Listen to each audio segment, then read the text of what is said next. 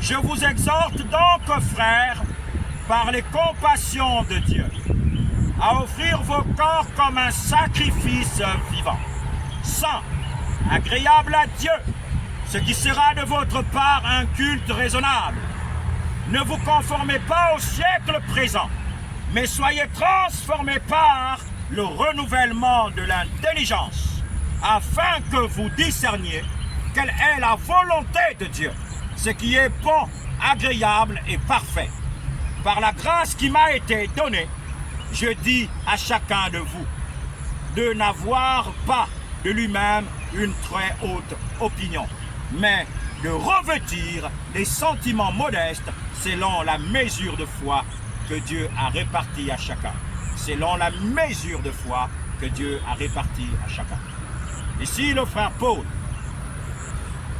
déclare dans ce merveilleux livre que nous lisons dans les Romains: « Je vous exhorte donc, frères, je vous conseille donc, frères, la parole vit d'âge en âge. »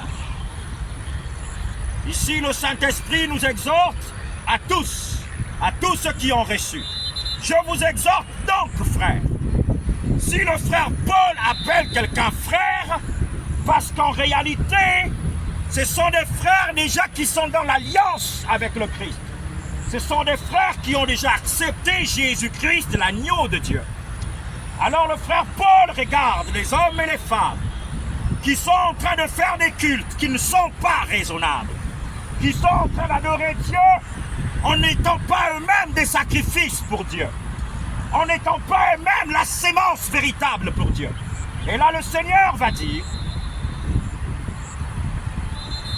je vous exhorte, le Seigneur, le Saint-Esprit parle par la bouche du frère Paul, je vous exhorte donc, frères, par les compassions de Dieu.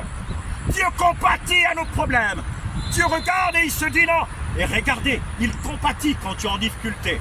Mais il dit: je vous exhorte par les compassions de Dieu, par les compassions de Dieu, à offrir vos corps comme un sacrifice vivant. Comme un sacrifice vivant. Pas un sacrifice mort, mais un sacrifice vivant.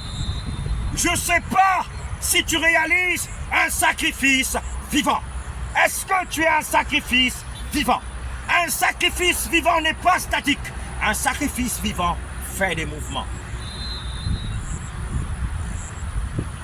Un sacrifice vivant se sacrifie pour celui qui nous exhorte par les compassions. Un sacrifice vivant se sacrifie pour celui qui compatit pour nous, celui qui avait donné sa vie pour nous. Nous devions être les sacrifices vivants pour sa gloire. Pour sa gloire. Dieu prêche par nous, Dieu sauve par nous, Dieu exhorte par nous. Je ne sais pas si tu le réalises, mais Dieu accomplit ses œuvres que par nous. Il avait besoin de venir sur la terre, marcher comme un simple homme, mangeant comme un simple homme. C'est parce que nous sommes sa merveilleuse créature.